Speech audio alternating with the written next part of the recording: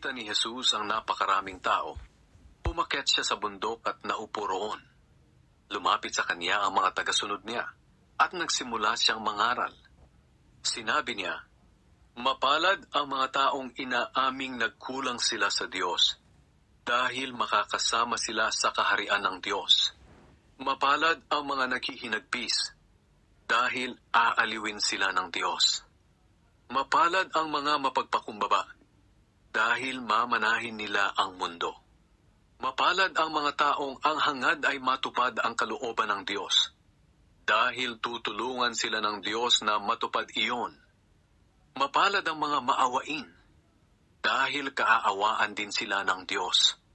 Mapalad ang mga taong may malinis na puso, dahil makikita nila ang Diyos. Mapalad ang mga taong nagtataguyod ng kapayapaan, dahil tatawagin silang mga anak ng Diyos. Mapalad ang mga dumaranas ng pag-uusig dahil sa pagsunod nila sa kalooban ng Diyos, dahil makakasama sila sa kaharian ng Diyos. Mapalad kayo kung dahil sa pagsunod ninyo sa akin ay iniinsulto kayo, inuusig at pinaparatangan ng masama. Ganoon din ang ginawa nila sa mga propeta noong una. Kaya magalak kayo dahil malaki ang gantimpala ninyo sa langit. Ang asin at ilaw. Kayong mga tagasunod ko ang nagsisilbing asin sa mundo.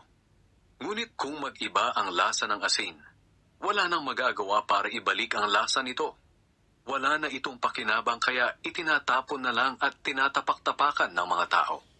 Kayo ang nagsisilbing ilaw sa mundo. At ito ay makikita nga tulad ng lungsod na itinayo sa ibabaw ng isang burol na hindi maitago. Walang taong nagsindi ng ilaw at pagkatapos ay tatakpan ng takalan. Sa halip, inilalagay ang ilaw sa patungan upang magbigay liwanag sa lahat ng nasa bahay. Ganoon din ang dapat ninyong gawin. Pagliwanagin ninyo ang inyong ilaw sa mga tao, upang makita nila ang mabubuting gawa ninyo at pupurihin nila ang inyong amang nasa langit. Ang turo tungkol sa kautusan. Huwag ninyong isipin na naparito ako upang ipawalang saysayang kautusan ni Moises at ang isinulat ng mga propeta. Naparito ako upang tuparin ang mga ito. Sinasabi ko sa inyo ang totoo. Hanggat may langit at may lupa, kahit ang kaliit-liitang bahagi ng kautusan ay hindi mawawala ng kabuluhan hanggat hindi natutupad ang lahat. Kaya ang sinumang lumabag sa pinakamaliit na bahagi ng kautusan at magturo sa iba na lumabag din, ay ituturing na pinakamababa sa kaharian ng Diyos. Ngunit ang sinumang sumusunod sa kautusan at nagtuturo sa iba na sumunod din, ay ituturing na dakila sa kaharian ng Diyos. Kaya tandaan ninyo, kung hindi ninyo mahihigitan ang pagsunod ng mga tagapagturo ng kautusan at ng mga Pariseo sa kalooban ng Diyos, hindi kayo makakapasok sa kaharian ng Diyos. Ang turo tungkol sa gali. Sinabi pa ni Jesus, "Narinig ninyo na sinabi noong una sa ating mga ninuno, huwag kayong papatay, dahil ang sinumang pumatay ay parurusahan. Ngunit sinasabi ko sa inyo na ang may galit sa kanyang kapatid ay parurusahan din. At ang humamak sa kanyang kapatid at magsabi sa kanya, wala kang silbi, ay dadalhin sa mataas na hukuman. At ang sinumang magsabi ng ulol ka sa kanyang kapatid ay mapupunta sa apoy ng impyerno.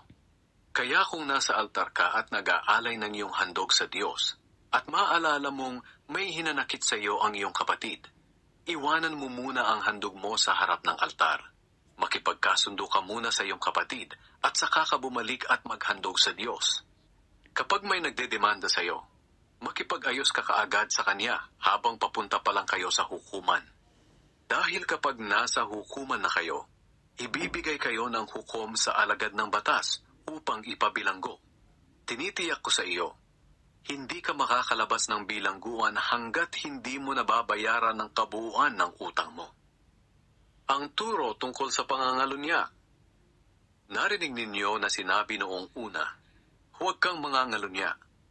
Ngunit sinasabi ko sa inyo na ang tumingin lang sa isang babae ng may masamang pagnanasa ay nagkasala na ng pangangalunya sa kanyang isip.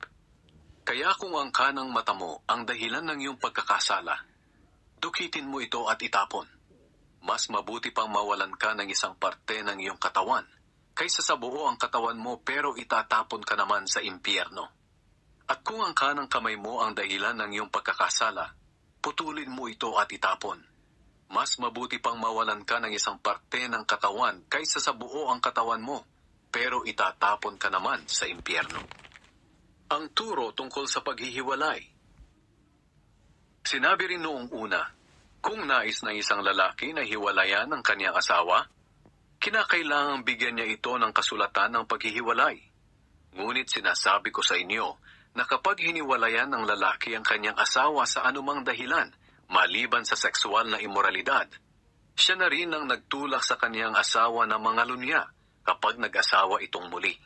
At ang sino mang mag-asawa ng babaeng hiniwalayan ay nagkasala rin ng pangangalunya. Ang turo tungkol sa panunumpa. Narinig din ninyo na sinabi noong una sa ating mga ninuno, kapag ang tao ay nangako at nanumpa pa sa pangalan ng Panginoon, kailangang tuparin niya ito. Ngunit sinasabi ko sa inyo na kung mangangako kayo, huwag kayong susumpa. Huwag ninyong sasabihin, saksi ko ang langit, dahil naroon ang trono ng Diyos, o saksi ko ang lupa, dahil ito ang tuntungan ng kaniyang paa. At huwag din ninyong sasabihin, saksi ko ang Jerusalem, dahil ito ang lungsod ng dakilang hari. At huwag din ninyong sasabihin, kahit mamatay pa ako, dahil ni isang buhok mo ay hindi mo kayang paputiin o paitimin. Sabihin mo na lang na, oo kung oo, at hindi kung hindi. Dahil kung manunumpa pa kayo, galing na iyan sa diablo. Huwag maghiganti. Narinig ninyo na sinabi noong una, mata sa mata, ngipin sa ngipin. Ngunit sinasabi ko sa inyo na huwag ninyong gantihan ng masama ang gumagawa sa inyo ng masama. Kung sampalin ka sa kanang pisngi, iharap mo pa ang kaliwa. Kung ihabla ka ng sinuman at kunin ang iyong damit, ibigay mo na rin pati ang iyong balabal. Kung sa pilitang ipapasan sa iyo ng isang sundalo ang dala niya ng 1 kilometro, dalihin mo ito ng 2 kilometro. Bigyan mo ang nanghihingi sa iyo, at huwag mong tanggihan ang nanghihiram sa iyo. Mahalin ninyo ang inyong kaaway. Narinig ninyo na sinabi noong una, mahalin mo ang iyong kaibigan, at kapuutan mo ang iyong kaaway. Ngunit sinasabi ko sa inyo na mahalin ninyo ang inyong mga kaaway, at ipanalangin ninyo ang mga umuusig sa inyo. Kung gagawin ninyo ito, magiging tunay na anak kayo ng inyong amang nasa langit.